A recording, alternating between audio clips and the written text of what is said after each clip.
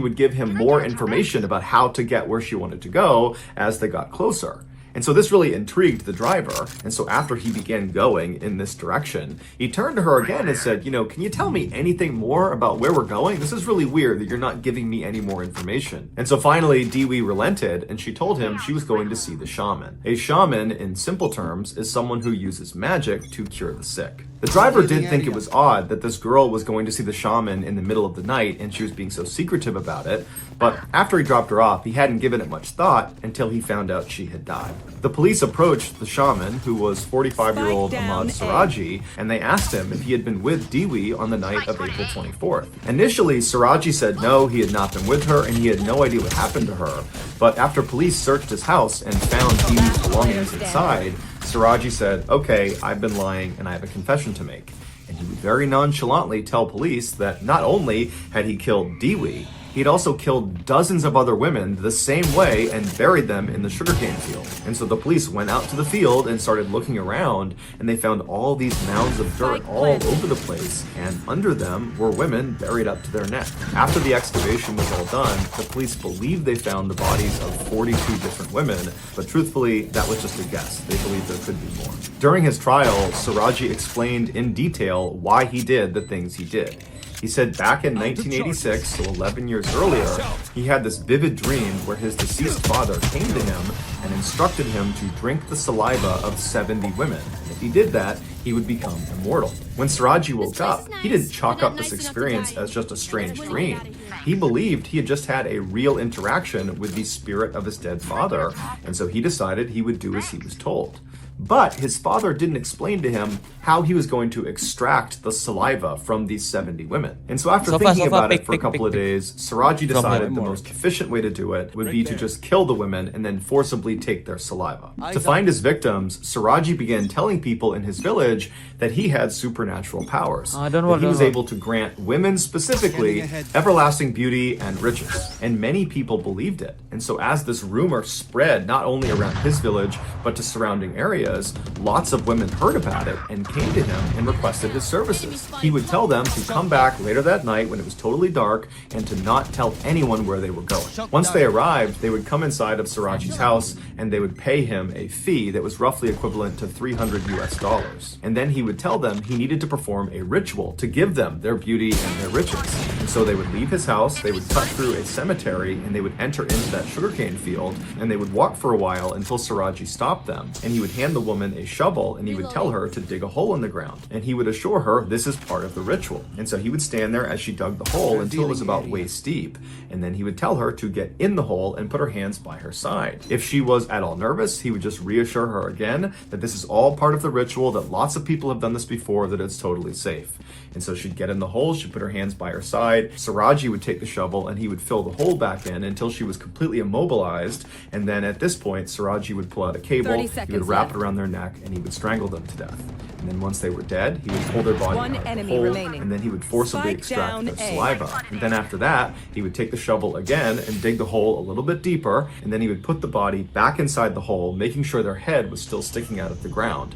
And he would orient them so their face was looking towards his house, because he believed having these women constantly looking at him at all hours of the day gave him more power. He said as for Dewey, when she first came to his house and she had paid that fee, she was worried about leaving and going and doing this ritual. It scared her. And so Siraji told her to wait, and he went into the other room where his wife was, and he told her that, hey, I'm gonna go kill this girl and I need your help. I need you to calm her down. And his wife, who had no idea her husband was a mass murderer, just immediately went along with it. She came back into the room and she assured Dewey that everything was totally fine. They had done this before. It was all going to be perfectly safe. And she even said she would come with them to do this ritual. And so at this, Dewey was much more calm and she agreed to go. And so the trio left the house. They went through the cemetery, out to the field, and then only 2 people came back. Siraji was executed in 2008 by firing squad, and his wife was sentenced to life in prison.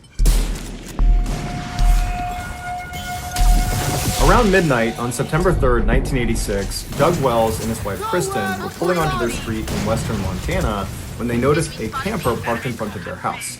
Neither of them recognized the camper, and so when they pulled into their driveway, Doug got out and walked over and looked inside to see if anyone was in there. And there was a man sleeping in the front seat. Doug didn't wake him up. Instead, he went back to his wife. They talked about it, and they decided that this man must have just randomly parked in front of their house, and that most likely the next day he would leave. And so the couple went inside their house and they began getting ready for bed. At some point, Doug rounded up all the trash inside of the house and was going to bring it outside to put into the trash bin. And when he went outside, standing in his front lawn is the same guy who was just sleeping inside of the camper. So Doug very cautiously goes down the front steps and he yells out to this guy and says, what are you doing here? And immediately the man put his hands up and said he meant no harm. He said his name was Wayne Nance, and he actually worked with Doug's wife, Kristen, at the furniture store in town. Wayne went on to say that he happened to be driving down their street earlier that day, and he spotted someone standing outside one of their windows looking in their house, and he knew it was Kristen's house, and he looked in their driveway, and he saw that Kristen wasn't home, and it looked like nobody was home, and so he decided he would just park out front and try to scare off this person and wait for Kristen to get back. But by the time Kristen got back, he had fallen asleep. Doug was totally caught off guard by this whole situation. The idea that there's this guy on his property talking about another guy that was lurking around his property. And so he asked Wayne, did you see this guy again after that first time you saw him? And Wayne said no, he hadn't, but he didn't have a flashlight. And so maybe if Doug went in the house and got some flashlights, the two of them could walk the property and make sure nobody was there. Doug thanked him for the offer and said, okay, well, why don't you come in the house and I'll go look for those flashlights. And so Doug led the way inside of his house, and as soon as Wayne got in the house and shut the front door behind him, he pulled out a metal pipe he was hiding and smashed Doug over the back of the head. Doug turned around and Wayne hit him again over the face, and before long, the two of them were struggling on the ground. Kristen, who was upstairs, heard the commotion, and she came running down the stairs, and she sees at the bottom her husband, who's bleeding profusely from his head. He's covering himself up on the ground, while Wayne, her co-worker, is standing over him, punching and kicking him. Before Kristen could do anything, Wayne noticed her up on the stairs, and he drew a pistol and aimed it at her and told her to come down here and tie up your husband's arms and legs. Kristen, who's in shock, is just hoping this was just a robbery and that they would have their lives spared. And so she does as she's told. She walks down. Wayne throws her some cord. She ties up her husband's arms and legs, and then afterwards, Wayne leads Kristen back upstairs to the bedroom where he ties her up as well. After that, Wayne went back down to the main floor where Doug was still laying on the ground, and he grabbed Doug by the legs and he pulled him down the flight of stairs to the basement where he tied him up to a pole, and then he savagely beat him with the pipe before Wayne pulled out an 8-inch blade and plunged it directly into Doug's chest all the way in.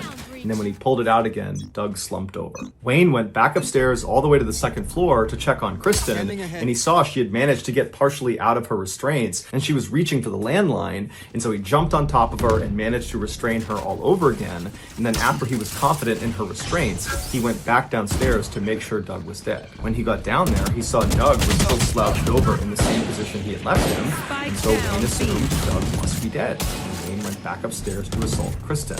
But Wayne was wrong. Doug wasn't dead. And after Wayne went upstairs that second time, Doug, despite his horrific head and chest injuries, managed to wriggle out of his restraints and then hobbled over to a workbench where he had a rifle laying out because Doug was actually a gunsmith. And so he took the rifle and he loaded it with the one round he found on the table, and then he walked over to the base of the stairs, he raised his rifle, and he made his way up to the main floor. He didn't come in contact with Wayne, and he looked around the first floor, he didn't see him, and he heard his wife screaming upstairs. And so he made his way to the next set of stairs and began walking up with his rifle raised. At the top of the stairs to the second floor, there was a hallway that ran right and left out of sight. And so as Doug is making his way up, he can hear off to the left, out of view, his wife screaming in the bedroom, and he can hear the sound of very heavy footsteps running down the hall towards the landing where he is.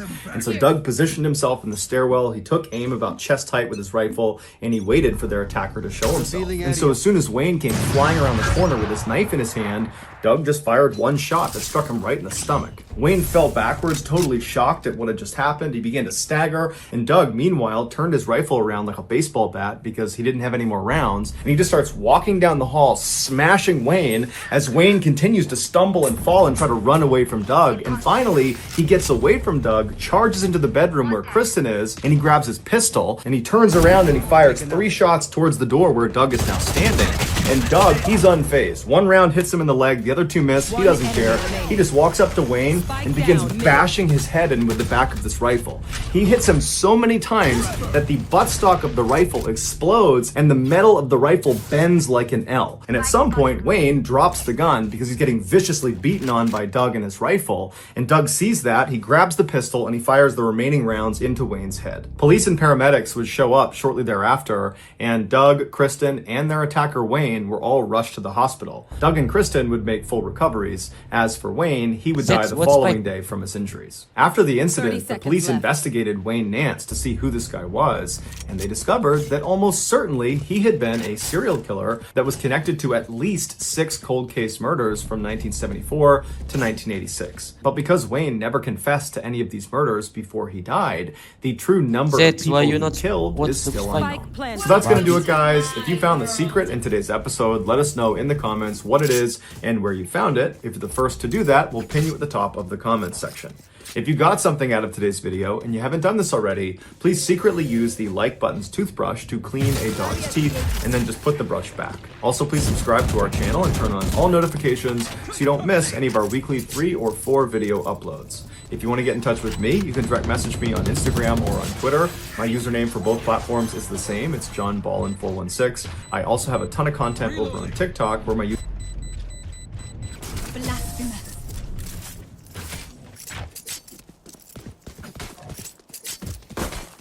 Just swapping in new fusion cells. Okay, my arms are good. We can go.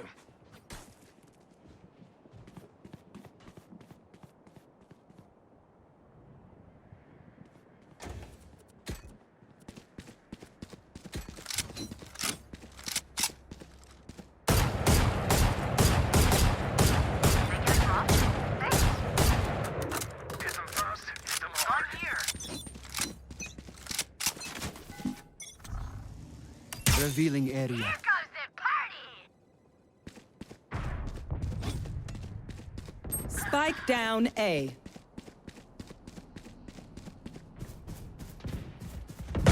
Flash out! I am the hunter!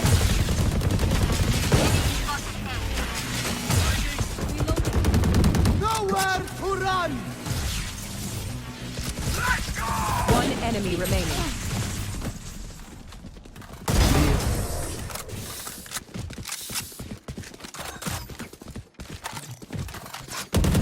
If you're not being shot at, you're doing something wrong. Can I get a drop? Thanks. Watching here.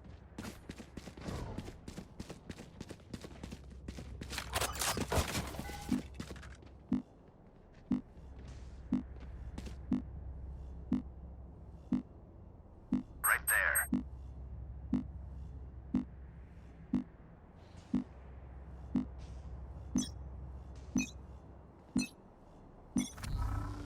Scanning ahead.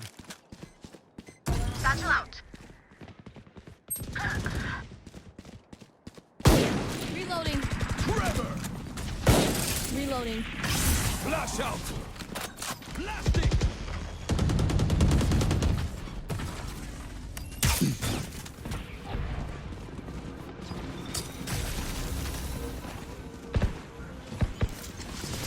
Take flight.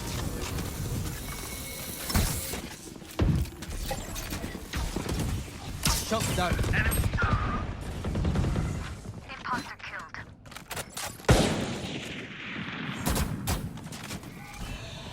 Scanning ahead. There they are.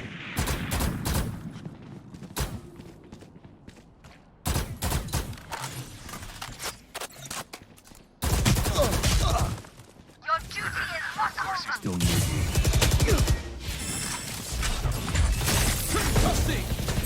Wait, Last player standing. 30 seconds left.